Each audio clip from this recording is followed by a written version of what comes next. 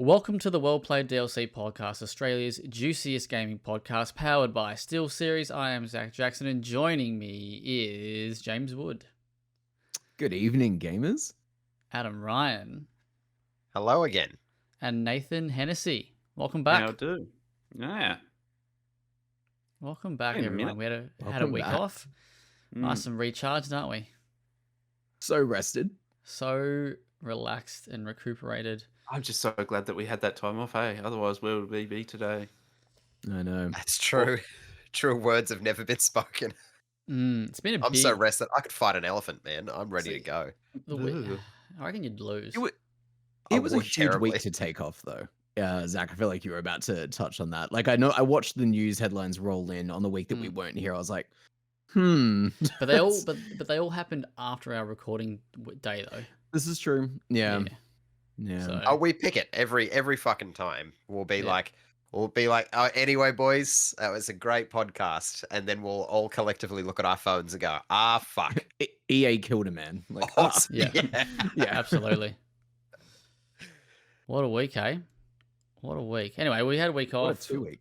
What have we actually been up to?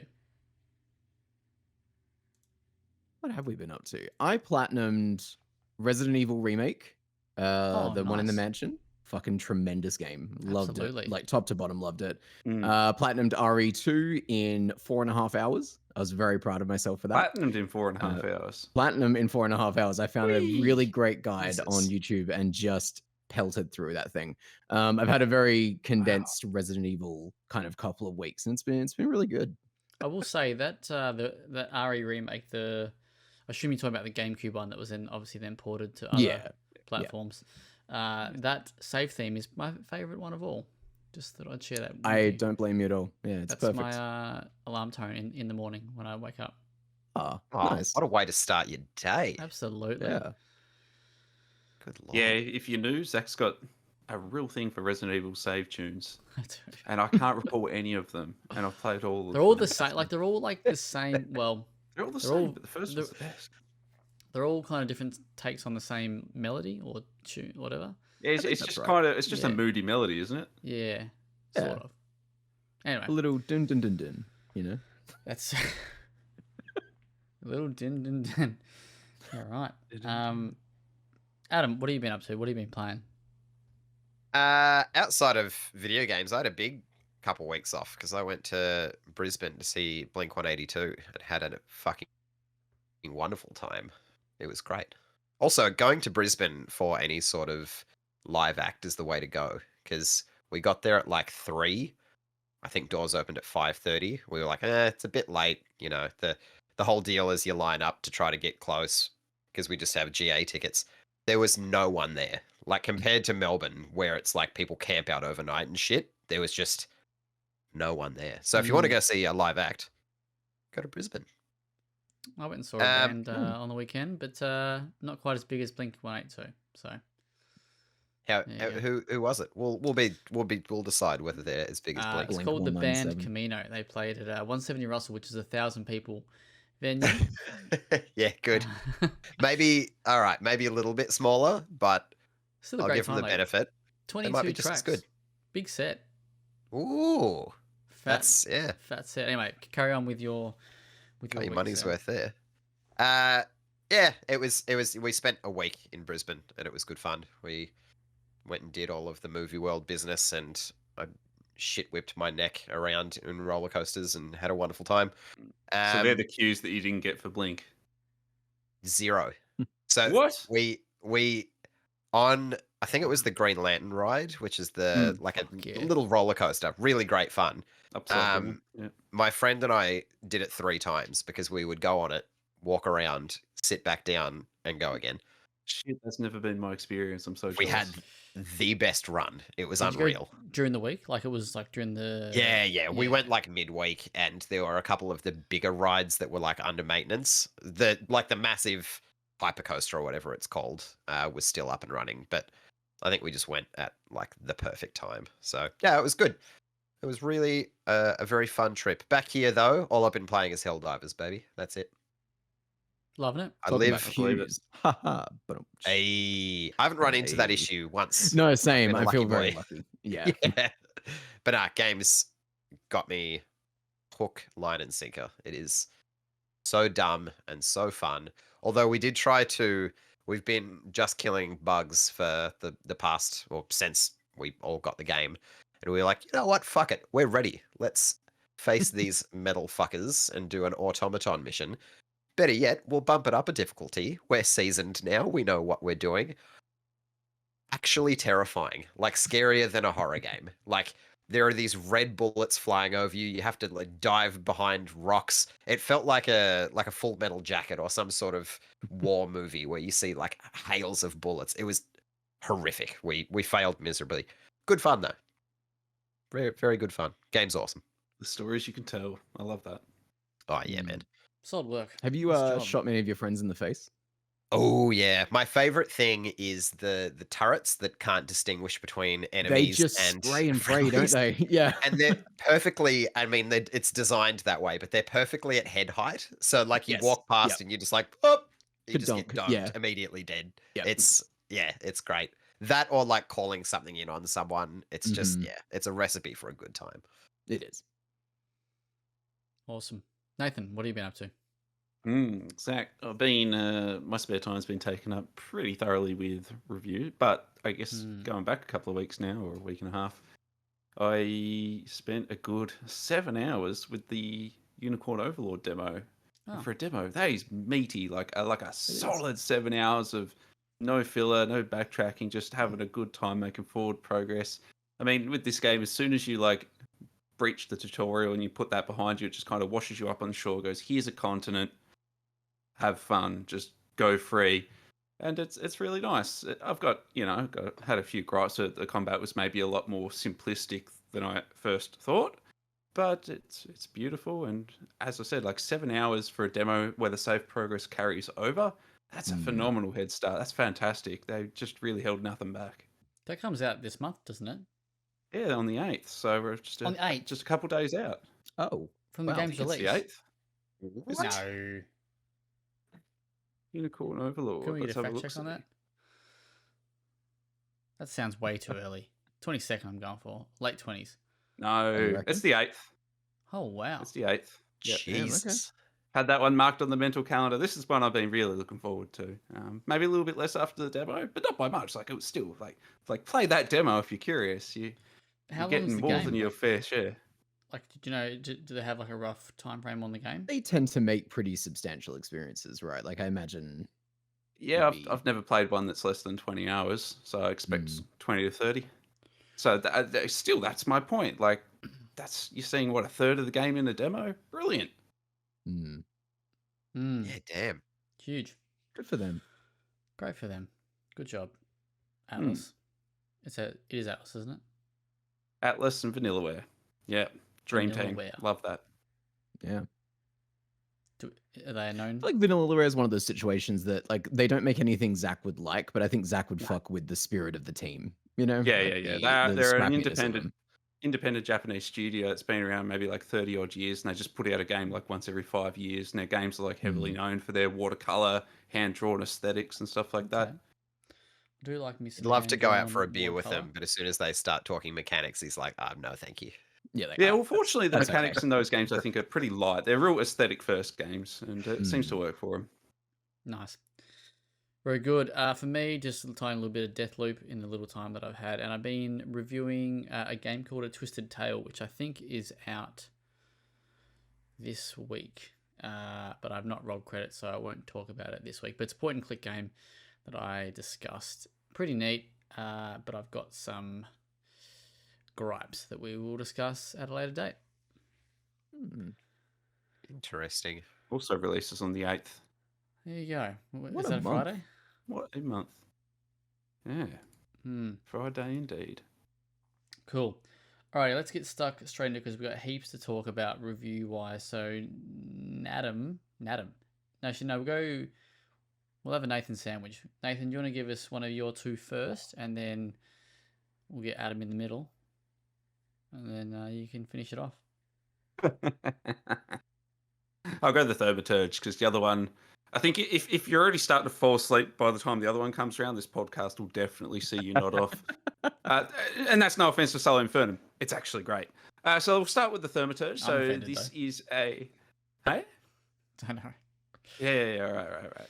Thaumaturge is a character-driven or dialogue-driven role-playing game set in Warsaw, Poland, circa 1905. You play as a Thaumaturge, Victor Schultzky, who his whole deal is he's kind of this, I guess, a modern Witcher almost in a sense. Rather than monster slaying, he seeks out the manifestations of demons that haunt people, particularly like emotional demons. So if someone is too like proud to the point where it's affecting those around them and it's causing like quite significant strife, they might be seen to be possessed by a thing called a salutor, and that's this kind of like spiritual, ethereal being that no one can sense but these thaumaturges. They can then sort of bring those spirits under their own control, therefore setting that person free of their emotional distress, so on and so forth. So it sets up quite interesting. We meet Victor Schultzky with kind of in media res. He's on a mission in, I think, Georgia. He's looking into, I think, a murder that's occurred in a small village. And his powers also allow him that whenever he interacts with the world, whenever he touches an object, he gets a sense of the essence of what or the person who has left it or left a mark on that world, what their mental state might have been, what their thoughts might have been, any strong emotions. So it sets this game up for a really strong detective narrative, because what then happens is Victor Schultzky goes back to his home in Warsaw. His father's or his family is very wealthy, and his father has passed away by somewhat tragic means, and his father was quite a controversial figure. So this then leads on to this narrative of was there somebody involved in this? Most likely, and then hunting down who the perpetrator of this murder was. Whilst doing so, you're navigating a very politically stricken and troubled time during Warsaw. So you're coming across a lot of socialism that's starting to build up, a lot of union movements in the face of occupying forces, particularly with there's Russian occupying forces, courtesy of the Romanovs. Grigory Rasputin is our little buddy in co. So we've got a lot of notable faces. Although it's not a strictly historical narrative, or it doesn't strictly require fascination with this period or its history, it's nonetheless very rich in its culture and folklore.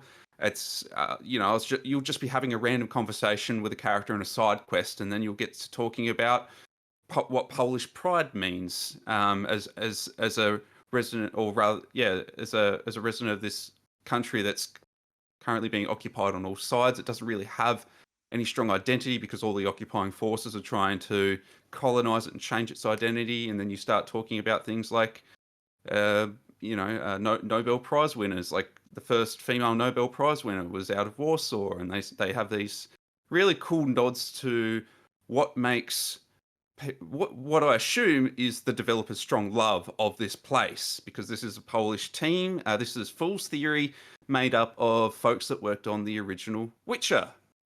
And there is a lot of that DNA here, particularly in the narrative and the character dialogue. The one thing I loved about The Witcher back in 2007 wasn't its combat. Its combat was a bit shite, but the strong character narrative, being able to feel like every character that you engage with belongs in that world and has something to offer you in understanding both your character in reflection to the world as they see it. And this does that marvelously well. The combat is a little bit ho-hum. It's quite light. There's no grinding or anything like that. Every single combat encounter you have in the game will be scripted. If you run into it, it was meant to be there, and then when you clear it, it's gone. They're kind of just a basic distraction from all the conversations, because there is so much dialogue, there is so much reading. It's kind of just a nice little breather. It allows you to use the thaumaturges that you've captured to exploit enemy weaknesses, particularly on an emotional level. So you might cause an enemy significant distress and they become unfocused, and then you deal like 4 times damage to them. And it's nice, it works on a narrative level. Yeah. I'm picking up maybe a little bit of Disco Elysium kind of vibes here. Is that what we're I think so. Similar to?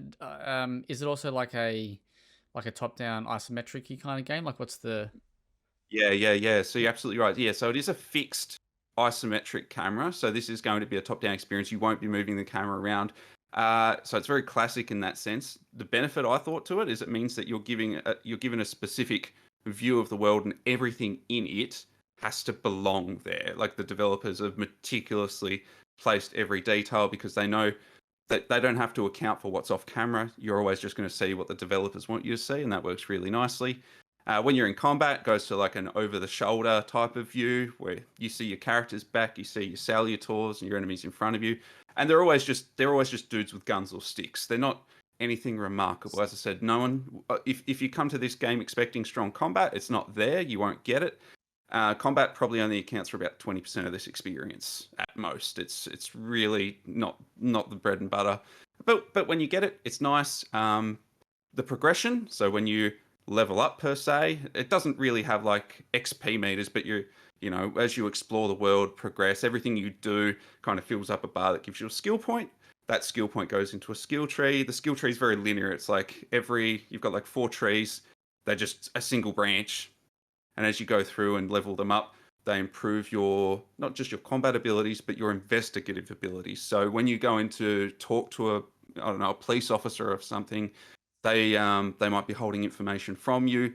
You haven't invested enough skill points in your heart stat, so you can't like persuade them effectively.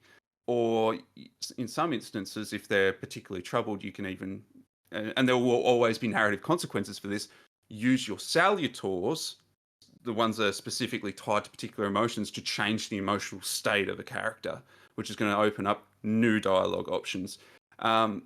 Being such a dialogue-driven RPG, it's fascinating that so much of your interactions are either driven by curiosity. You're going to want to either know more or just, tell a character to fuck off, and that would be totally acceptable in terms of the role-playing. Like, the game will be like, you told someone to fuck off because you're not interested? Perfect. That's what Victor Schultzke would do in this situation. Gold star. But also those situations might mean you talk to a character later on, there are dialogue options blocked out.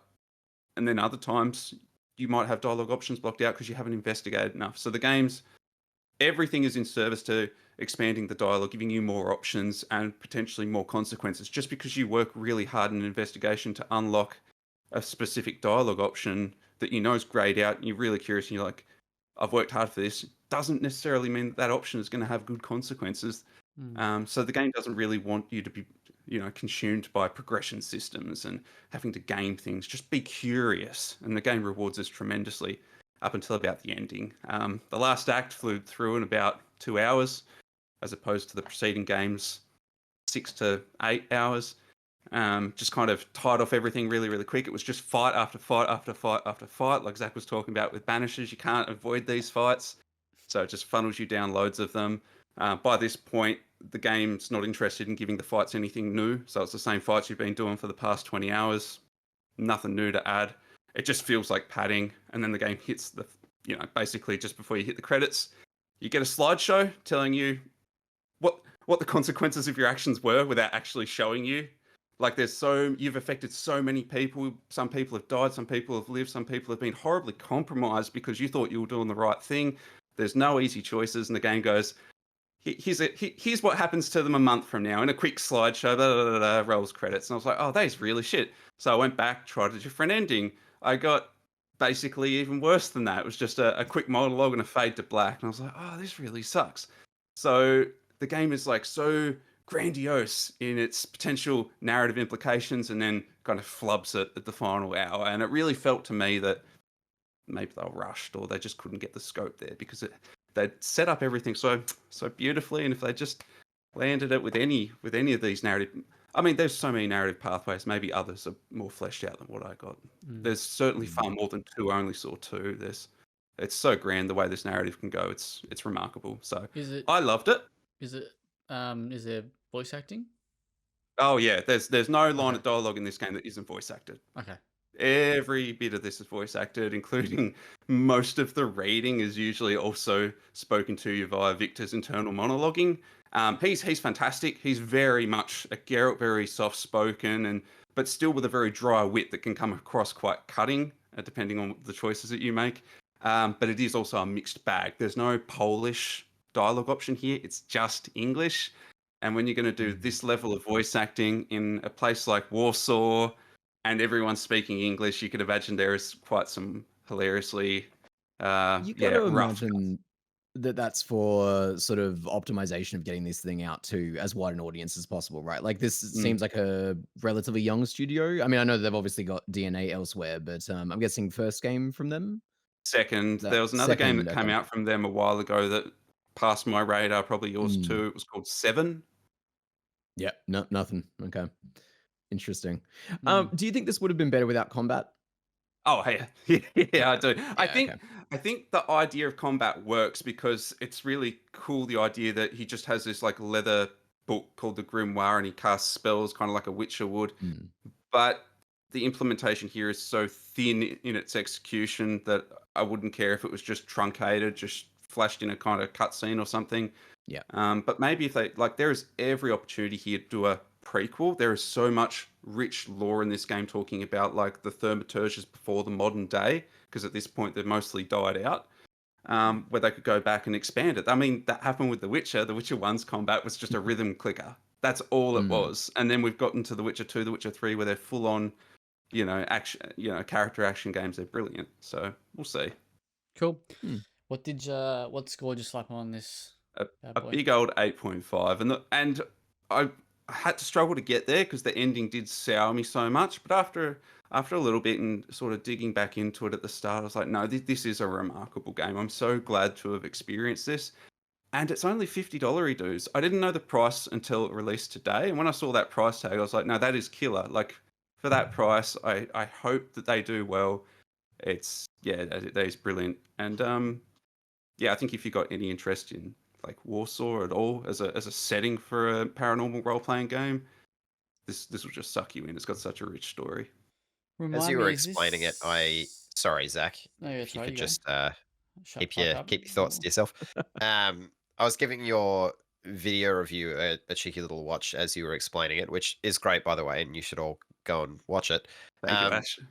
The game looks very cool. Like it has a distinct style with like the UI that kind of pops up in combat, as well as just kind of like the red motif that I can see kind of popping through. But all of There's like deep red motif, yeah, I like all of the like the monster designs and whatnot. It stands out. They're not kind of generic, which I enjoy. Yeah, it looks cool. And for $50, I might actually give it a little look.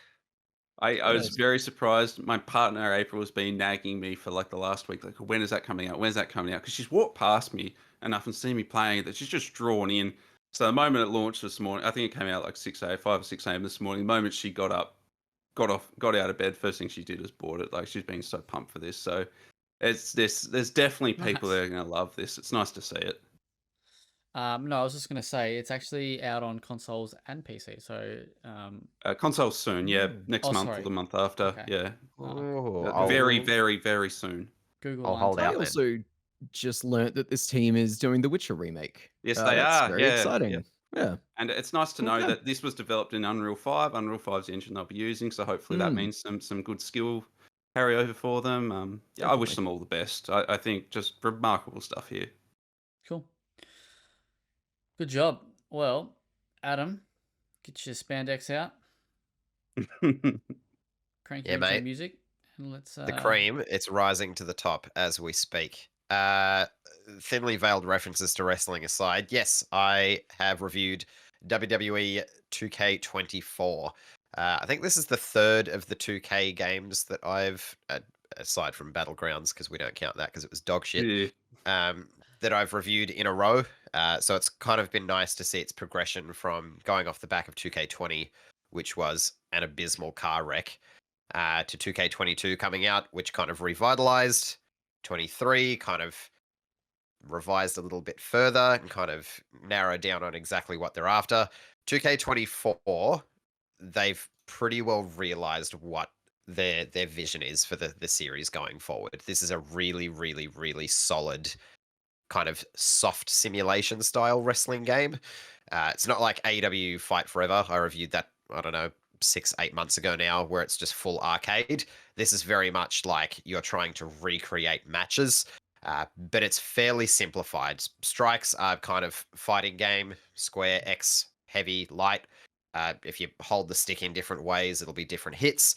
And all of the bigger moves, like the shit that you'll recognize from the wrestlers, is tied to grapples. So you grapple with them with circle, and then you flick the stick in a direction and hit a face button, they'll do a move. It's simple to kind of just, you can pass it to a friend and they'll understand enough where you can play I don't know, Royal Rumble or something and they can have fun. But if you're someone who really wants to get in and like in the My Universe mode, book an entire year's worth of programming and simulate everything, you can do that as well, to down to like a very minor degree. And this year they've made the immersion they've heightened the immersion with stuff that you would just see on SmackDown, Raw pay-per-views. So you can dive to people on like groups of people on the outside. There's actual refs in the match now. Before they were just kind of generic fuckwits that look like creator wrestlers. Now they're real people who they've modeled after that actually do the thing in real life. You can have double title matches. There's super finishes, so Randy Orton can do his punt kick if you save up 3 finishes. There's lots of these just little small details that punt kick. I know. The punt kick, mate. It sounds so good, doesn't it? Yeah, you're on the ground. He's going to kick your head off. A lot of people were kind of like, yeah, game's great. I wish I could do this that I see on TV every week. A lot of those things have been met now. Like I don't think I actually, when I was, doing my nerdy little wrestling shit, being like, oh, I'm going to recreate this match from the 2006 Over the Limit pay-per-view. There was nothing where I'm like, You were I old wish I enough could to do be this. watching wrestling then? Nah. Believe it or not, Nathan, there are ways to watch these things after they happen. Well, you know what? Miraculous. But yeah, anyway, moving on from that, this year's showcase it's not based off a wrestler's career. The first, or 2K22 was Rey Mysterio, 23 was John Cena. You kind of play through their greatest hits. This year it's based off WrestleMania. So you're playing through a whole bunch of because we're up to WrestleMania 40, so there's like a very large back catalog to go through. This is what they should be doing going forward. Like, they should be doing an event and picking from that, because I love John Cena, I love Rey Mysterio, but playing as them for 5 hours, going through their greatest hits, it's a little bit dull. You get used to their move set. You kind of just switch off. With this, it's a new match, new competitors, new environment every single time. 100% do this going forward. There are 3 new match types this year. I have a question for you. Can I fire away. Ask a question? How does famous matches? So you can replay matches, right? That's what you're saying. Yes. How does it work if the wrestler no longer wrestles for WWE? Like, let's just say. Excellent Okay. question. Okay. Now, that's a brilliant question, because something that I was really excited to play through is WrestleMania 30. Daniel Bryan opens the pay-per-view and closes it. It's like a big for a year. Daniel Bryan is no longer with WWE. It's not in the game. So there are some massive matches. Right. And, even people that maybe, Chris Benoit incidents, they're not really in the public figure anymore. You can't speak about them. These massive momentous occasions, they just don't do. And I get it. Like, you can only use the people that you have, but it does feel a bit odd when you get to these certain, like WrestleMania 30 had just some other match and they were like, yeah, it was the biggest match on the card. You're sitting there going, it really wasn't though, was it? So, excellent question. Did Jericho go again undisputed at WrestleMania? Was that then, or was that? No, it wasn't at Mania. I think that was at SummerSlam. I think he lost it at WrestleMania. He lost it at Mania for sure, though. But yeah, he's another one. He's had plenty of great WrestleMania matches. You won't find any of his. But like I said, there's been 40 years worth of WrestleManias. So it's like, even though there are plenty of matches they missed out, they've got a lot of back catalog to kind of go from. So I missed a lot of stuff, but it is what it is. Yes, 3 new match types. There's the ambulance match, the casket match, and special guest referee. Ambulance and casket match, they're kind of both pretty similar. There is a receptacle. You must put your opponent in said receptacle. One of them is an ambulance. The other is what happens to you after you enter the ambulance, i.e. casket. They're good fun, but the real fun is the special guest referee match. Hello, James? Is there an ambulance in the ring? No. No, it's parked next Oh, to the bro. ring. Okay. I see. So you Alright. do your Oh your graps, then you Okay. throw them out of the ring and you chuck them in the Right. ambulance Okay. Is the coffin in the ring? next to the ring as well. Interesting. Okay. Is I'll anything in mold the you ring? What into will a they think wrestling of fan. next? Is Michael anything in Cole the ring game? the wrestlers? Okay. Okay. I take yeah, it we've got especially- backstage brawling. Yes, and there's up to 4 people now instead of just 2, which is great. Oh, because excellent, Who excellent. wants to have a backstage brawl with only 2 people? Special guest referee match is fucking fantastic. I You have a play as the question. ref. Hello. In between the load screens, do we get any you know back in Smackdown we used to get the Divas pictures or the picture like Oh no, pictures of no, wrestlers? none of that. We don't objectify women anymore in WWE. Sorry, mate. During the load screens, do you get any of those centerfolds? Yeah. When did they stop doing Nothing the Divas, like by that the way? anymore. Exactly. When did they stop doing the Divas? 2016. Yeah, right. So it's still Ooh, lasted that's late. Yeah, right. Yeah. 2016. Anyway, don't keep me. You have to keep me on a short and narrow, otherwise I'll go off on tangents everywhere. Keep it brief. I'm trying. The special I've seen guest so many referee briefs. match is fucking ace because you're playing as the referee. You're a wrestler, but you're playing as a referee. You're counting pins. You're telling people to get back in the ring. All of this jazz. But like any good shit-eating heel, at any time you can press a button and you can turn back into a wrestler. You can hit a move, and then you can go back to being a referee and count a fast pin. Like you can be a dirty ref. It's way more entertaining than it has any right to be. I fucking loved it. To save you 3 listening to random wrestling shit, my Rise is like the campaign mode. There's a split campaign, one for male, one for female. They both have their own separate like storylines and shit. It's actually pretty solid. It's all voice acted, which is great by different wrestlers. Their voice acting goes from pretty good to you're used to being in front of a live crowd. This is fucking terrible. That's fine. And the production value, I think, has gone up as well. Some things still look a bit awkward, like hair. They can never really get hair right. That's kind of something I've just kind of come to grips with. But like a lot of the framing and the camera shots feel far more authentic to what you would see on it, like a WWE program, which again, heightened immersion. We love that. Overall, it's pretty great. I gave it a 9. Last year I gave it an 8.5. I think they've done enough to warrant the 0.5. 3 new game modes, a whole bunch of little fixes, and it just overall feels far more authentic. So I'm pretty stoked about this year. Very nice. So you Kind are of seems correct. like they're trying to capture like these. From what you're telling me, it almost sounds like they're trying to capture what wrestling games did. Gee, close to 20 years ago now. Yeah, so it is very split. So WWE is going for the kind of hybrid style, and AEW is going for like the old kind of NWO, WCW, Nitro games where it was just like hit X, hit a massive move. So I think it's great because we have both. Fight Forever has its issues, but yeah, the 2K games have been going from strength to strength for the past 3 years, and they're really hitting their stride with this one. It's really cool to see. Yeah. Yes, 2016 is when they did retire the Divas name. But the question for you is, who the fuck is Cody Rhodes? Cody Rhodes is the American Nightmare. And where's he come from? Is he... You know Dusty Rhodes? Old wrestler from like the late 80s, early 90s. It's his son. That's his son. Yeah. Okay, yeah. He's a hot thing at the minute. He is. Yeah, I know, but like, he's finishing his story, mate. When did he, get in? Take the spotlight. All right, quick history lesson. History lesson. He Just originally in WWE. I just wanted to left because he was shit. Created AEW, their current rival. Created it. He was part of the 4 or 5 people that created it. Wrestled in it for a couple of years, and then defected back to WWE, and now he's like the golden child. Is he good? Like, do you like him?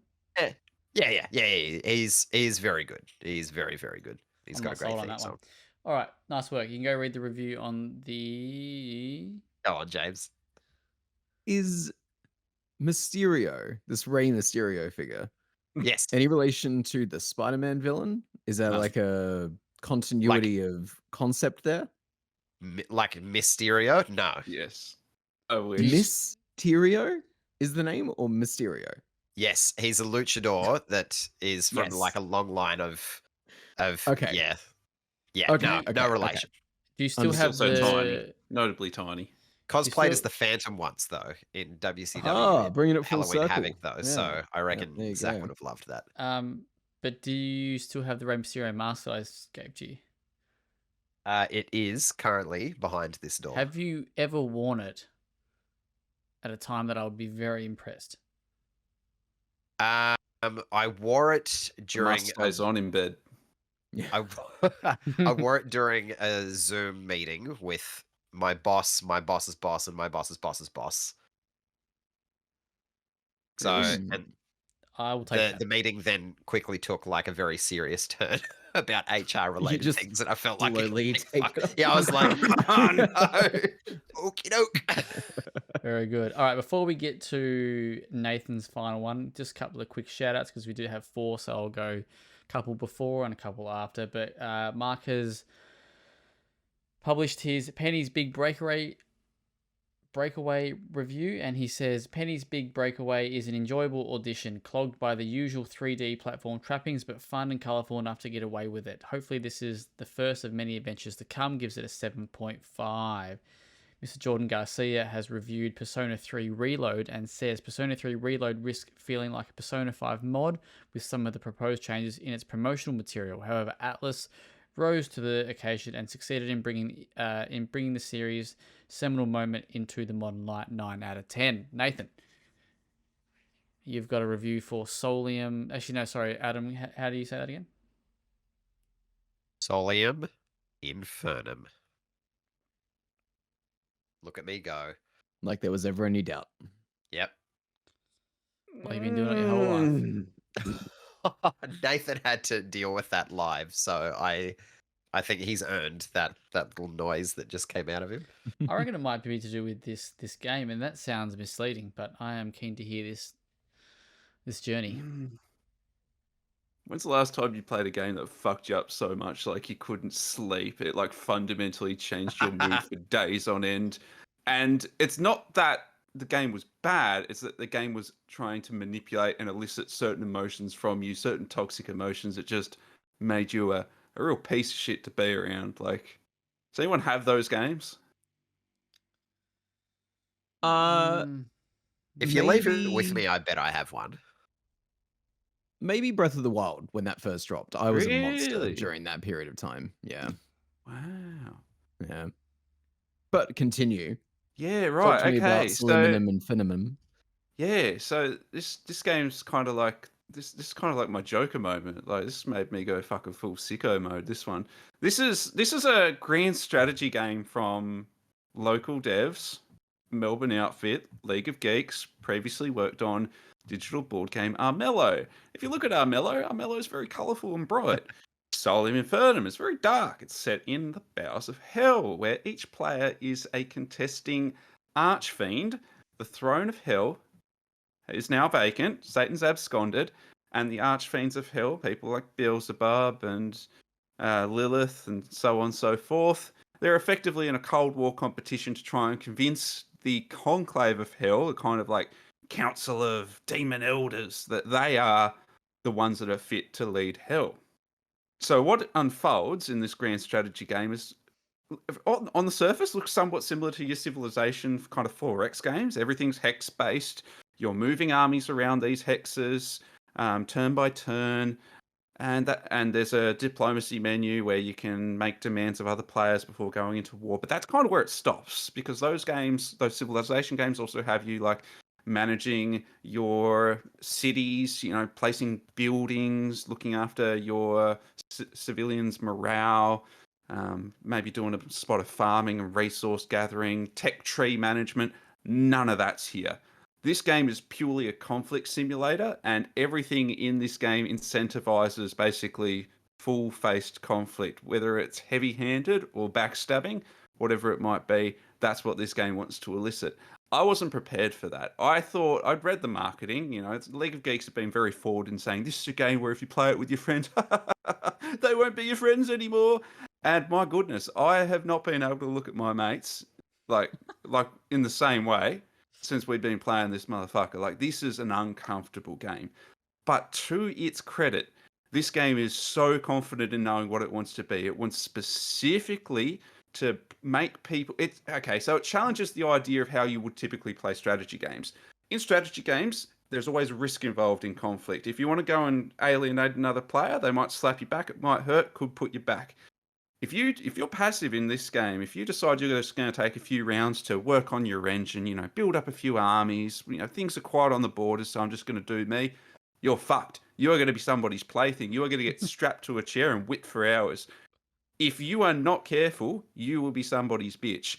And for 90% of my time in this game, I've been somebody's bitch. And if you'd asked me 2 weeks ago what I thought about this game, I'd tell you I fucking hated it. I do not want to see it. If you ask me now, I'm kind of obsessed with it. Like, I cannot stop thinking about this game. It haunts me.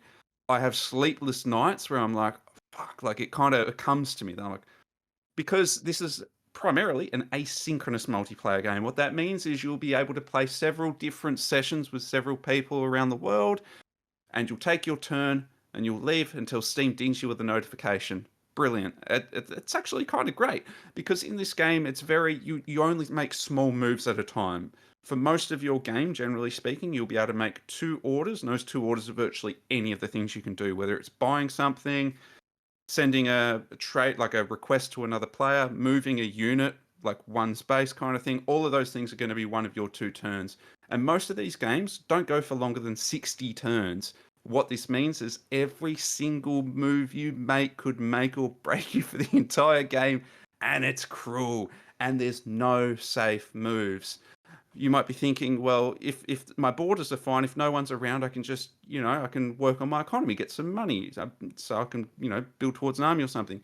You do that. You make some coins and think no one's watching.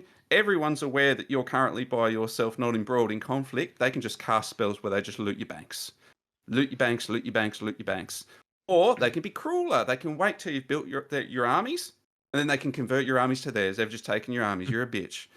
Or so eventually it becomes a social game, right? Because if you need to bluff, you need to always be presenting a strong face. And this is the magic of Solium Infernum. I'm going to wrap this up very quickly. Otherwise, I could go on for a long time. I've spent 40 hours in this bitch. So you go up to one thing that I'll quite often do is walk up to an enemy's border as a show of force. Not going to do nothing. But my unit might just be like a level 1 piece of shit. It's got, if you breathe on it, it's going to fall over. Here's the kind of beauty of how this game works. Every system has something designed that gamifies bluffing and social negotiation like we've never seen before. For instance, I can, as a free move, no cost, I can dress up that unit to make him look like he's super strong, like he's fully kitted out. This is a bad motherfucker. If you mess with him, he's going to fuck you up.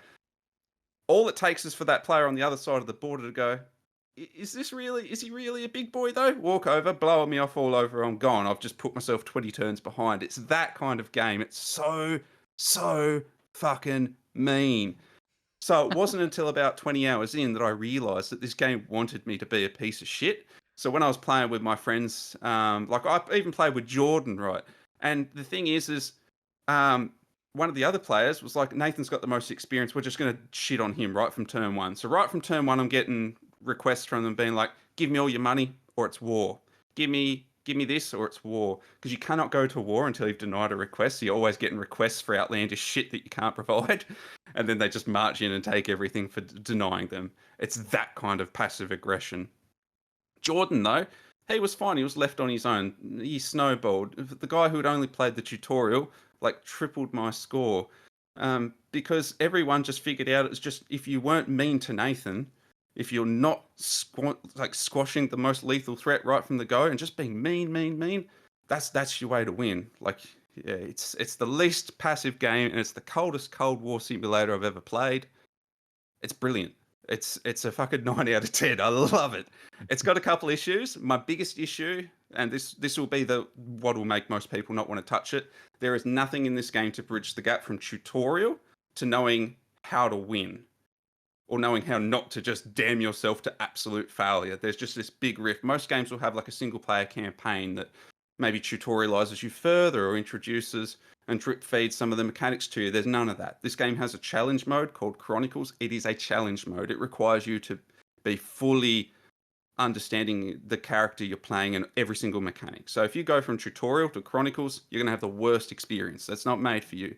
The single player skirmishes, like against bots, no good, because how do you bluff against a bot? Like the whole like diplomatic layer doesn't work unless you're like putting all your troops on their border. They're just going to say no to everything you do and call your bluff every single time. Doesn't work, and it is whatever. This game isn't made to be played with bots. It's made to play with people you can communicate with and upset, preferably. And there's just nothing like it. This is pure mean spirited. Break up your friend group, get punched in the face at social gatherings kind of game. I kind of love it. I think it's super special, and it's a niche within a niche. So I don't know this game's going to go gangbusters. You're only going to meet real fucking sick weirdos that talk about and like this game. And all credit to them. I've now converted. I see the appeal. How do we feel, boys? It's a lot. It's so much. I'm not good. I'm not in a good place after this.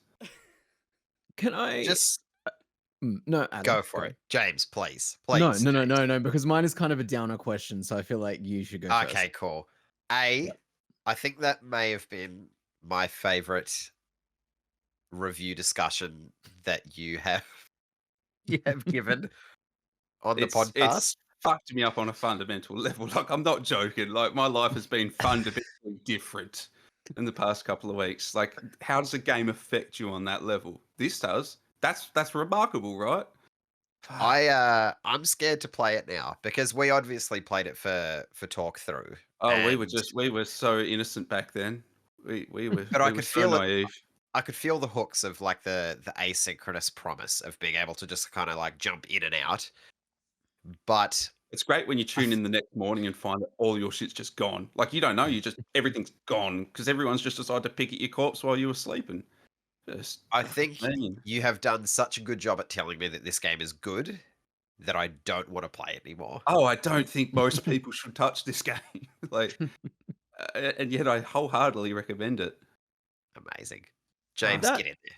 That point there is kind of leads into what I wanted to ask you. Do you think that this is the game the studio needs right now? Absolutely obviously not. I don't know who even takes a risk on making this game. This is, I mean, it's already an alienating genre, and then it has the thing that kind of like board games grappled with when social deception became a thing, where games were now encouraging you and gamifying you to be a bastard, to be a real slimy creature, really go against your social instincts. That's what I mean when I say this game is like a niche within a niche. I don't know how this sells. It's going for almost $60, by the way, so it's already more than the Thaumaturge, which I think has much broader appeal. There is nothing broad appeal about this whatsoever, and I can only imagine that the devs are well and truly aware of this. They have to know what kind of creature they've made here, and I mean, there could be an argument that they could have done more for onboarding. I will make that argument. But other than that, it seems like they're just like, no, we're making something for the sickos. I mean, I think they said that themselves in the talk through, and they fully delivered on that promise. And all credit to them for meeting that vision, because they did. Lovely. Good stuff. All right, well, you can check out the review for that on the website and the talk through with the team from League of Geeks up on the YouTube. All right, a couple quick more shout outs and then we'll duck out the back for fucking cigarette or 16, eh? Jeez. So KS has reviewed Brothers: A Tale of Two Sons and the remake, and he says a significant visual upgrade makes his faithful remake the best way to engage with this tragic tale, even if its simple themes still lack nuance. 7.5 out of 10 for that one. And then Mr. Edward Darling has done a early access impressions for Nightingale, which is a game that we've all been kind of keen on here. There is a video in the works, but we'll see when that lands. And he writes, given how polished so many of the trailers made the game look and how strong the introduction is, I was taken aback by just how much work I think still needs to go into Nightingale. After I spent a few more hours with its quirky mechanics, I really did start to enjoy myself a lot more, and the aesthetic and world building are superb. If, like me, you are champing at the bit to bust out your top hat and umbrella, I'd recommend you hang on just a little bit longer until a few more things are ironed out. So, did sound like it's coming in pretty hot, but I guess that's the benefit of early access. You can kind of launch like this and not be too harshly judged for it. I guess so. I kind of feel like the promise of early access being that you used to have a bit of leeway is maybe running out more and more these days. Whereas if people aren't immediately impressed by what you're doing, they've got so many other options. So. And the bar of early access, you know this better than most, James, is so high now. It's virtually a full release by most standards now, and it sounds like Nightingale's a far cry from that. Indeed. Well, very good. James, have you touched it by any chance? Yeah, I put about half an hour into it the week. It's been a bad couple of weeks. And I put about half an hour into it right before a bad thing really happened to me. So like I've forever associated the start of that game with like, fuck off. No. But yeah, from what I played, I thought it was like overwhelmingly fine. Like it was an open-ish, survival-ish, fantasy-ish experience. I thought the character creator was a bit finicky. That's my impression. But it's about as much you can have in 30 minutes, isn't it? Yeah, exactly. Yeah. Alrighty, we're going to take a quick little break and we're going to hear from Ash, who's going to give a shout out to our sponsors, SteelSeries. SteelSeries is renowned for its innovative and award-winning products that elevate your gaming performance and experience, and the new range of Alias microphones are no exception. Alias microphones feature a capsule that is 3 times larger than most microphones on the market, giving your recording richer and deeper audio. And with the free-to-use Sonar software, AI-enhanced noise cancellation eliminates the background noise that other cardioid microphones will capture. With Sonar, SteelSeries has tailor-made an audio suite that offers the complete solution for content creators who want to manage their EQ levels, personal and stream mix, and it works seamlessly with programs such as OBS and many, many more. Available now, Alias Microphones and Sonar features everything you need to take your content creation to the next level. Lovely work, Ash, as usual, and shout outs once again to SteelSeries for sponsoring the WellPlayed DLC podcast. James, you're up. You're up indeed. Indeed. There's a lot here. Yeah, there's a lot here. I had to write a little essay to catch us up on everything. EA, let's kick off with that. 670 workers have been laid off from the wider EA apparatus. CEO Andrew Wilson said the company needs to sort of optimize its output and will be pivoting away from licensed sort of game production, which is bizarre because I feel like the only stuff from EA that really breaks through at this point is their licensed production, and they have quite a bit of it in their future as well, right? So technically they've said they wanted to focus on in-house IP. I can't think of an in-house EA IP other than not FIFA. I was about to say, what are you talking about? Footy Club. Battlefield. Yeah, they've got Battlefield. Yeah. Huh? But Battlefield, mate. Oh, of course. Battlefield. Titanfall. Apex? No, yeah, look, I would like a good. Well, yeah, I guess I do forget about Apex because it's not in my wheelhouse. Like, I would like a good new Battlefield. But again, it's all that kind of same nebulous, live servicey, forever gamey kind of nonsense. That I feel like we saw EA pivot, especially with like something like EA Originals, for the longest time into more refined single player experiences, and it really felt like they'd learned a lot of the correct lessons, and then obviously this happens.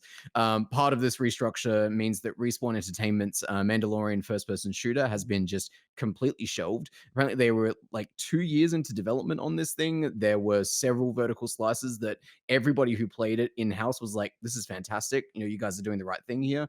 Bummer. Like that really is a bit of a shame. I think Respawn and Star Wars is a good combination, and Respawn and first-person shooters is a tremendous combination, and so there was a lot of potential there, obviously, but not anymore. They will still be doing Jedi Survivor 3 or Jedi 3 But that is it, I think.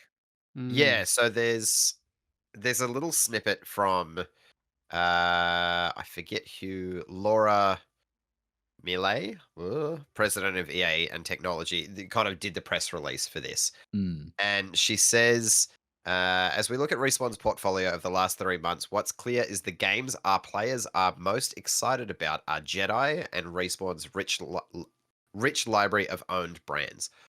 Bullshit. Absolute bullshit. Like, if you look at the popularity of The Mandalorian as a brand, Mm-hmm. like, no, that's just blatantly untrue. Like, the eyes and the dollars that would be brought from a branded Mandalorian game, like, that just, it's a baffling decision. I know. It's really bizarre as well. Every bit of information I learned about the game as well, kind of like, like linear shooter, you would have like a hub ship that you could customize that you would choose bounties from to go off into the galaxy and do those. I was just like, man, this is exactly. Like this is, I feel like, what a lot of players want. Outside of like a Battlefront 3 situation, right? Which it's weird because they've said, we want to focus on, long-term sort of our own stuff. It's like, but you could do that. You could have done that with Battlefront, whatever. It's a whole thing. EA is EA. Anyone have any more EA thoughts before we move on to our next disgusting round of layoffs? No, but I did like Remap Radio's little talk about it when they kind of were just like, they're just not very good at publishing games, or like to that effect. No. I can't recall the exact wording, but it was that basically thing. Apart from FIFA and licensed products, like what do they have? Like they don't have anything else. Like exactly. Yeah, it's like the Xbox problem. I imagine like once an apparatus gets to a certain size, like getting things out just becomes clunkier and clunkier. Although like Ubisoft seems to fucking pop out 3 games a year easily. So, but they're always the same. Like they just follow the same formula. Like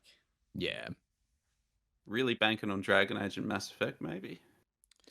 The remap guys said this, but like I would have zero faith that Mass Effect game is coming. I think that Dragon Age will happen because it's been happening for a long enough time now. It's been in its wheels for a minute, hasn't it? Exactly. But like I don't know.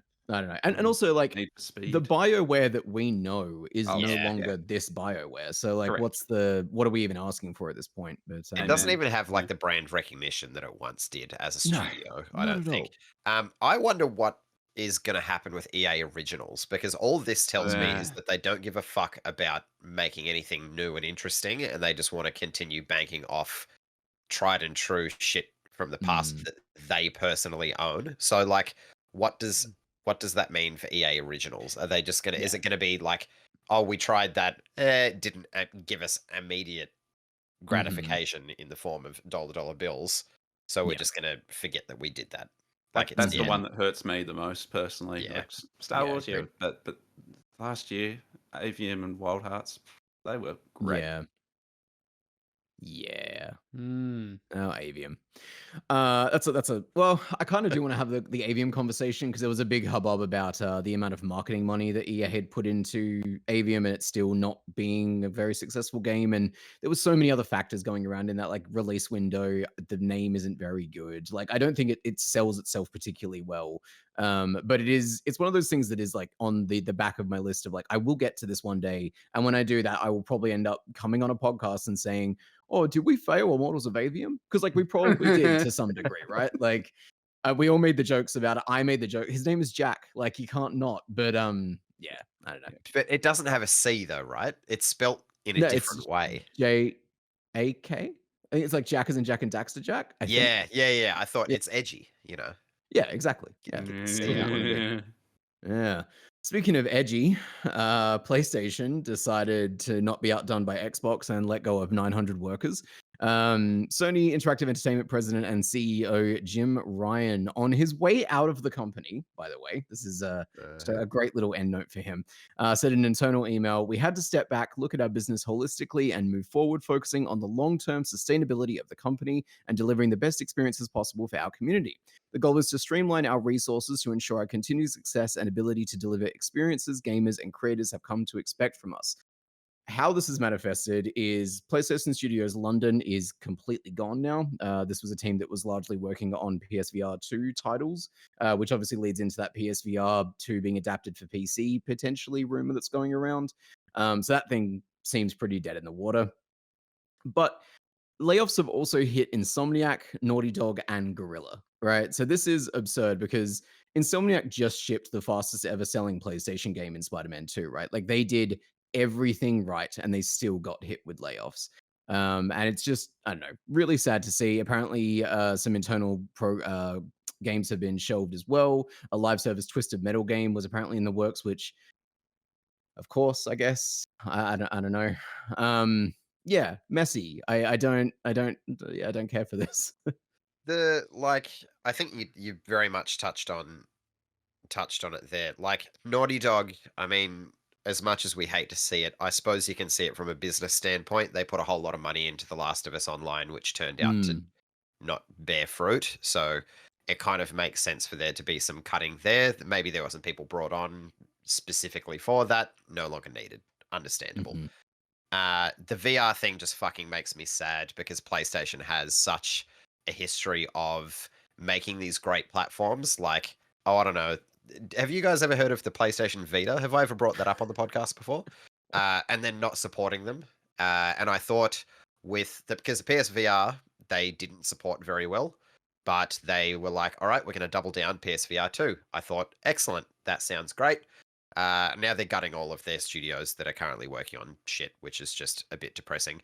But Insomniac is really baffling because they have, not only did they just release Spider-Man 2, but they have been the most consistent with releasing excellent games designed specifically for PlayStation hardware on a regular basis.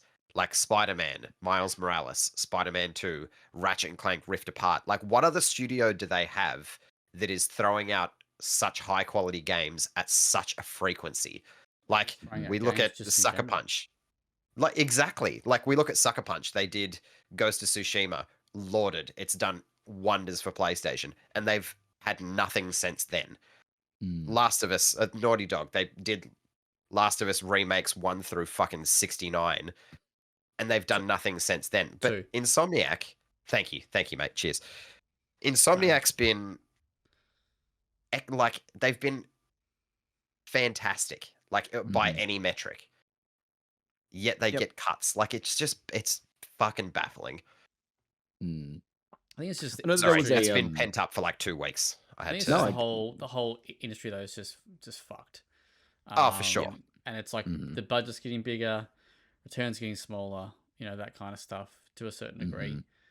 But I like there is one thing, and I don't want to keep bringing it back to the remap guys, but I actually had this same thought. Like, I wonder if Jim Ryan's just the scapegoat for this because he's leaving. Like he's going right. Like, is he just taking the brunt of this so that when the new CEO comes in, they can start with a fresh face, you know, to be you know, on the upwards kind of thing. You know, let's not talk about the shit that we did, you know, with Jim, who's already out. Like and it's so weird that there was like a picture of him with the PlayStation London people.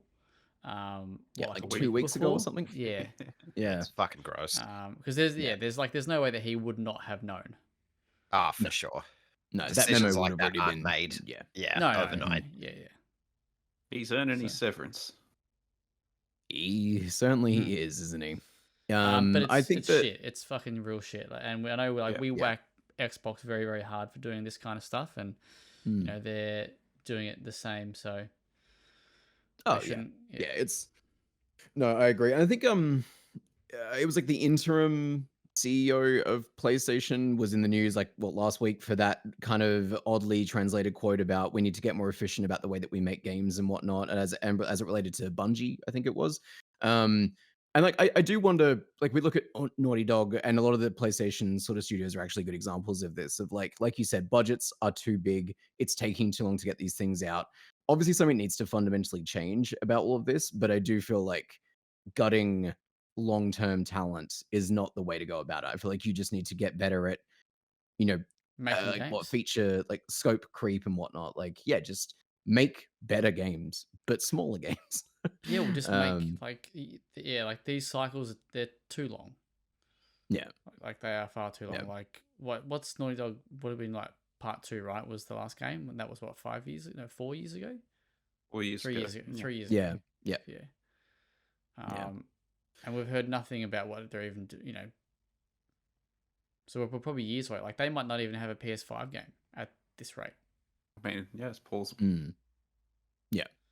It was like I think somebody on Twitter the other day was talking about, was it Final Fantasy VII Remake Part 3 likely just being a PS6 game. Like that's just how long these things are taking at this point, that we're so out of sync with everything. It's a fucking mess. Speaking of messes, we now have a rapid fire section for layoffs because there were just too many this week to talk about individually. So I'm going to run through these and then we can riff on it if we need to. Supermassive Games, makers of Until Dawn, let go of 90 workers. Deck 9 Games, who made Life is Strange True Colors and the Expanse series, 180 workers. Taurus Games, this one is close to home, 30-year-old Melbourne studio, over 140 games shipped over their sort of entirety of their existence, have been completely closed. Over in Sydney, sorry? I actually went there. Me and KV went there, checked out the studio, chatted with the team, and played Beast Quest. Beast Quest? If anyone it's remembers a great that. name for a game. I do not, but... It's based on I the book remember series. Beast Quest. Oh, Adam. Sydney studio, Blowfish Studios, 30-ish workers. We're still waiting on final numbers for that. And Dagut Fabric, which is the Denmark indie studio behind Saltsea Chronicles, failed to secure funding for the next game and have closed. Well, I think I was reading Taurus Games also couldn't get funding or couldn't get a couple of projects greenlit. Deck 9 I think was the same, but don't hold me to that one. I feel like I read that they couldn't get funding of, I think that's right, or investment of also I think some sort. Deck 9 was I think the CEOs took a pay cut as well, potentially to try to soften the blow. To limit the amount of people that. What a novel idea. If only someone had predicted that. Yeah, maybe you could tell your dad, and yeah.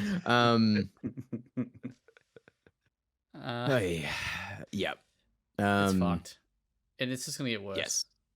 Like that's. I was gonna say, like, you lose ways of describing how devastating it is, because I wrote I did the EA news, I did the PlayStation news, and I did the Supermassive news, and like, I obviously want to convey how devastating it is, but you get to a point where there's only so many ways you can say how shit it is. And it's disappointing that I got to that so quickly. Like, it's March. Between late last year and the fucking 2 months that we've had of this year, I've run out of words to. It's very much gotten to be this time, this week on shit news, this many people, this company, and it's really, it's disappointing. You can kind of not agree with it, but you can see like a team like the Dagut Fabric team, like they just couldn't get funding, right? So it makes sense for them to close, right? But when you've got big companies like PlayStation and Xbox spending billions of dollars on acquisitions and then doing that, that's where it kind of sucks. And there is always sorry. No, it's just to say like with EA, for example, like they put money into like Avian, right? And not that that's where all the layoffs came from, but they have tried these things and it's just not worked. Like it just didn't sell. So you can't. I guess if it's not selling, you can't quite. Be like just like any business, I guess.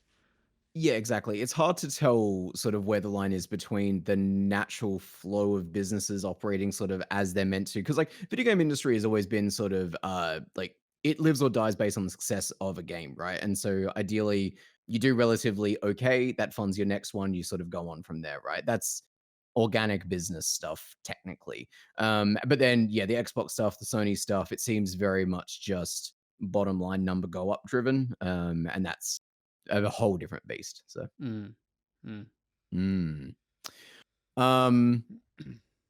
bad businesses. Embracer is back in the news, but for a slightly fun reason, I guess. I don't know. We'll see how this all plans out. Saber Interactive, who are the folks making the Knights of the Old Republic remake, are becoming privately owned and splitting off from Embracer to the tune of $500 million. That is wild. This is yeah, isn't this nuts? So Embracer's obviously has been on a like 6-month rampage of cuts and restructuring is what they're calling it or whatever it is. Destroying dreams. Yes, and so Saber coming in and effectively negotiating a deal where they get to split off, keep the Old Republic, Knights of the Old Republic remake in production, which is apparently still happening. Fucking sure, let's go, excited. And then also reportedly allowed to bring several Embracer subsidiaries with them on the way out. Like, I definitely get the impression Embracer is just it's a fire sale. Like, get out, we're all burning. It's like who did they buy? This and they effectively did the same thing, all to a certain degree. THQ. So I'm thinking, THQ, Right. Yes. they were fucking gone, and they said just buy, like, take up 2 for 1. Yeah, exactly. Gearbox is also apparently jumping ship. There are sort of like whispers that the sale of Gearbox to the whatever private industry it's been sold to is done. It just needs to be announced at this point. So I don't know. I don't really care about Gearbox all that much, but I do like to see people getting away from Embracer. So They would have to be the most hated company in all of video games, like, that I can ever I think think it's of. probably just Randy, right? Like, No, if I'm being no, honest with myself. Sorry, I'm talking about.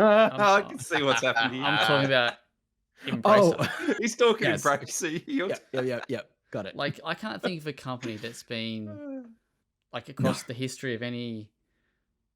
Like, I think No. there's people, but but an actual company that's just so shit. Yeah. So I also I feel like Embracer doesn't have a figurehead. Like there's no one that I'm aiming this anger at. It's just like fuck Embracer every day for the What's rest of that my Lars life. Wingelhoff dude, or what his name Oh is? yeah, Mr. Wingle. Go marching outside the Swedish consulate, mate. You've had enough. What a funny Hold your story. placard.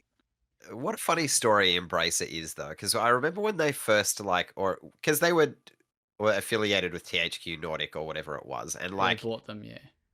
yeah, but to begin with, it was they were buying up these IPs that were dormant, and people were like, "Oh my god, they're going to be this like oasis of forgotten ideas that people love, and they're going to bring them all back." And I don't know exactly what happened, but it kind of the other shoe dropped, and everyone went, "Hang on a fucking second." These guys suck, and then it's just been a downhill sprint from there. It's yeah. If anything, it's entertaining, but obviously it's supremely shit. Well, Yes. they had like over 100-something games in the works, and what probably saw Yeah. like In the 3 of them. works, like what the fuck Yeah, does that in even the mean? works, Yeah, right? exactly. Yeah. Mm. Toys for Bob, developer of Crash Bandicoot and Spyro, are going independent. This is thrilling, exciting, happy days. They are still considering a partnership with Microsoft, apparently, but it would be not owned by Microsoft, just more of a ongoing sort of handshake agreement kind of thing. But they've said they ultimately want to return the company to its roots as a small and nimble studio. Part of this is that Crash Team Rumble, which I know we're all still playing, is getting one final free update with a 500-page battle pass. Apparently, they've turned off microtransactions. They've just said, if you're enjoying this, here's your forever content. See you later. Jesus Christ. Yeah, which is good, right? I think turning off microtransactions is a great Oh, for step, sure. obviously, and giving whatever player base that game might still have something that they can work towards as like 105 new cosmetics that they can unlock or whatever. I don't know. I didn't play that game for very long, but yeah. Excellent. I feel like that's all we need to say on Crash Team Rumble. Yeah. Good. In even better news, Remedy has nabbed the Control IP from publisher 505 Games. So 505 published the first game and was helping Remedy fund Control 2, as well as Condor, which is the multiplayer offshoot set in the Control universe. But Remedy is, I don't know, just on the up and up lately, and so they have purchased the rights back. CEO Tero Vitala. Let's go with that. As part of Remedy's long-term strategy to have more ownership over our business and the IPs we have created, we have gotten back all rights for Control and the in-development Condor and Control 2. Both have progressed well in recent months, and we expect these projects to reach their next development stages during the first half of 2024. I do not know how they're doing it. They seem to have so many little pans in the fire at the moment, but I think it's great to see. More Remedy is good. What a genuinely good news story that is, just to see how Remedy has gone from strength to strength over the last, like, what, 5, 6 years, to the point Yeah. where they're like, you know what, we're going to get our autonomy back. And yeah, it's really good. Good for them. Agreed. Speaking of good Zach. things, Yeah, there you go. Go on. Perk up. He sees what's on the docket. He just rubs his little hands together. You know, that was not there maybe an hour before recording. And then I said, you know what? No, I'll do this for him. thanks, mate. Just very, very quickly, Revolution Software, the Kickstarter for the Broken Sword, Shadow of the Templars Reforged, which is the 4K remake. The collector's edition Kickstarter is up. They had a goal of 97k Aussie dollars, and at the current time of recording, it is 629,000. It's been pledged. So I'm not sure if it'll get to $1 million, but very, very exciting for them. I reckon they would have assumed, based on the amount of wish lists or whatever you do, like, you know, your pre-save of a Kickstarter, that they probably would have beaten that goal. But this is a massive number because there's still 24 days to go, something like that. I went for, there's only 3 pledges, 3 options. There's a digital collector's edition thingy, which is just like all digital treats. Then you got a actual box version. Then you got an ultimate bundle. It's about $400 Australian without shipping.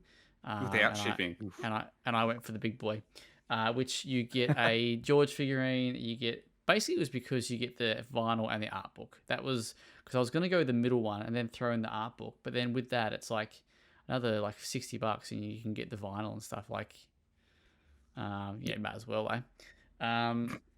So yeah, there you go. Very, very cool. There's a little manuscript, and there's actually a game manual that you can. Sorry, the manuscript is actually you can use it while you play or something like that. I can't quite remember the exact wording of it, but yeah, you use it while you play, and the manual comes with a manual these days. So, and there's some other bits and pieces. So very cool. And as a special little thing, all the art books are actually going to be signed by the big great man Charles himself. So free of charge. Oh, good. Not quite free, but yes. Not quite free, but you know, on the house. Literally not, but yeah.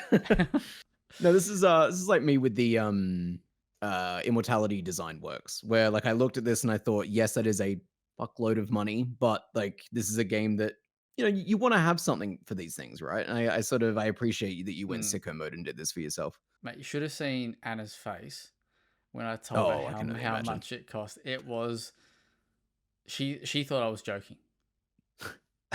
That's the worst. That's the worst reaction you can think. She's like, then you've got to be like, no. I'm like, she's like, you're joking, aren't you? I was like, nope. And she just looked, and I was like, look, you know, promotion, you know. There it is. Broken sword, broken home going on right now. But she doesn't know that it doesn't include shipping, but we won't tell her that one, will we? So no, exactly. No, we won't. But forget you at the moment. No, but like as I kind of said to her, there are very, very, very few games that I would spend this amount of money on, right? And like even with RE2, like my favorite game of all time, when that game had a collector's edition, I didn't spend the $400 on getting the Leon statue and shit. So yeah, it takes a, mostly just because of the art book. Like, let's be honest. So yeah, you yes. Yeah, cool. All right, good stuff. Yeah. Oh, there was an Elden Ring trailer as well. That happened while we were away. Game looks very good. Yeah. Does it look just like more of the same? I mean, yeah, but with like a sicker art direction. Yeah. Like, explain as briefly as possible. It's like Elden Ring is like a really heightened decadent fantasy, and Shadow of the Erd Tree looks like they ran that decadence through a horror filter. Okay. All right. Your vein tree. Yes, exactly. It's got veils. It's got fucking veils. And anyway. Hell yeah. Release date? June 21st, day after my birthday. I'm very, very happy. Unhappy that I missed the collector's edition, but also happy I don't have to pay $550 for it. So yeah, she was expensive. I watched I watched the trailer and then watched like a half-hour VuddyVidya like breakdown of it, and I don't. The weeds. Yeah, you know what? Because like I'm not natively going to understand any of that shit because I don't go through like all of the item descriptions and whatnot. So I was like, I'll just let this monotone voiced man tell me about what's happening. Ah, And it he's was a wonderful. beautiful soul. Yeah. He is. Lovely. All right, let's hit the off topics. Adam, you got 2000's film of the week for us. What do you got for us? I've got the synopsis ready to go, baby. Here it is. And you know what? I've picked from a genre that was really hit its strides in the 2000s. Let me just say. It's Love Actually. This the synopsis is: visiting a toxic Earth, a group of researchers find the cryogenically preserved bodies of a man and woman. However, when they decide to return the specimens, unimaginable horror awaits them. I want to say Species, but that's a bit too late for Species. Bit late. We're looking at 2001. It is part of a series. It is the 10th installment in the series. Jesus. Oh, it's not. It's not Star Trek. It's not. It's part of the horror genre. Jason X. It's Jason X. Oh, fuck me. Maybe you said horror. I was like, yeah, got this. Got this. I unashamedly fucking love this film. It's so dog shit. But there's a particular scene where he gets like tricked by like sexy hologram babes. Yeah, And it looks like he's like, they're like, they finally got him. And then it heads away and it cuts back. And he's using one of them that's in a sleeping bag as a weapon to kill the other. It's art. I love this film. It's so terrible. And that's the 2000s film of the week. Jason X. That's delightful. Yeah. Where can we watch it if we want to?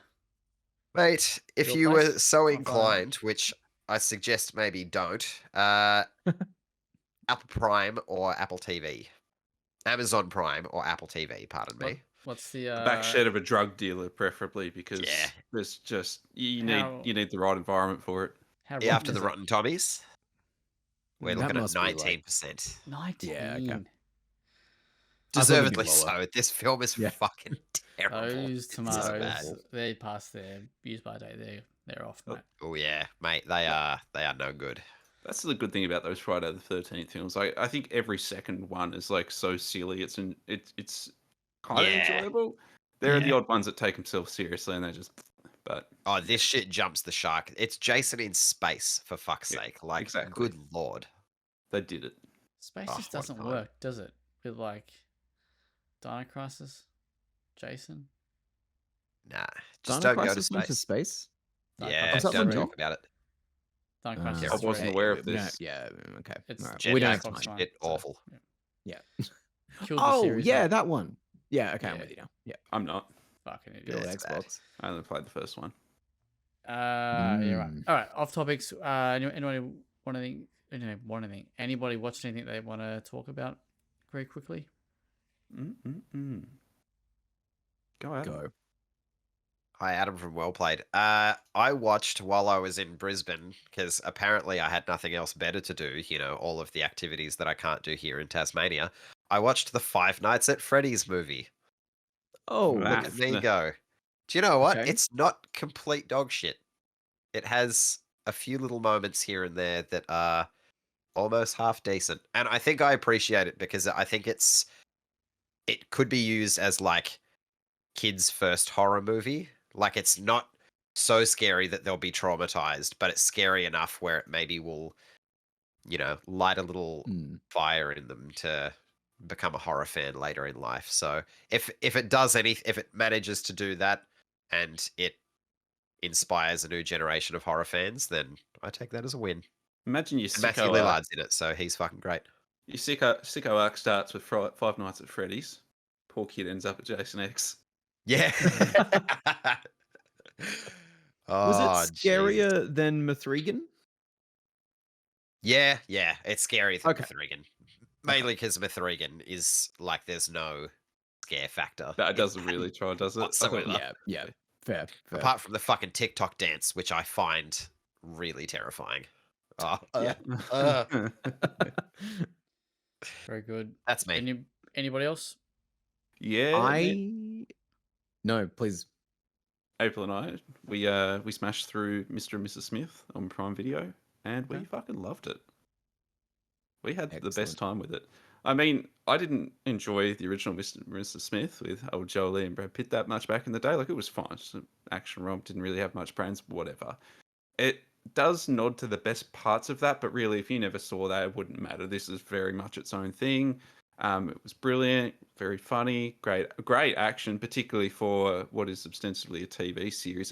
It just looks brilliant, and I think a big part of that helps that it's got so much of the production team from Atlanta and Swarm on board. Like Hiro Murai, who does pretty much all of Atlanta, does like directing duties for half of this.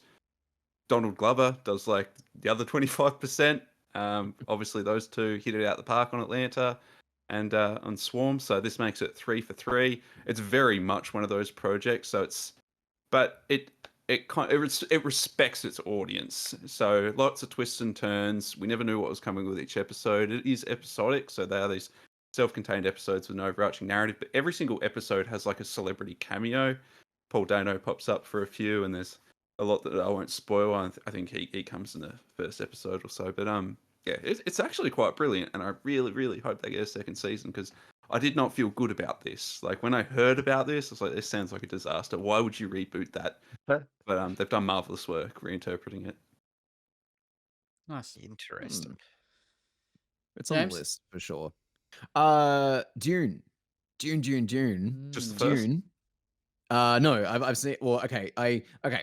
Didn't like Dune 1 when I Sure. first saw it in the cinema. I bounced off of it Fair. really hard. I thought it was the weakest of his work. I rewatched it on Sunday afternoon, just fucking splayed on the bed doing nothing.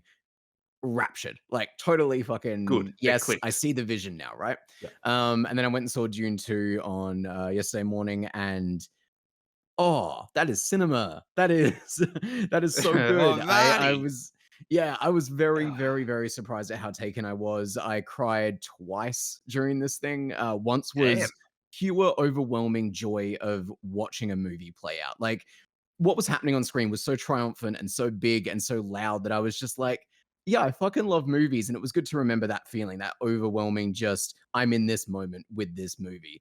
Really liked it. Picked up the book again because I want to reread it because I bounced off of that the first time as well. But I'd like to at least read Messiah before we get into June Part 3 because by all accounts it's about to go in a lot of fun directions.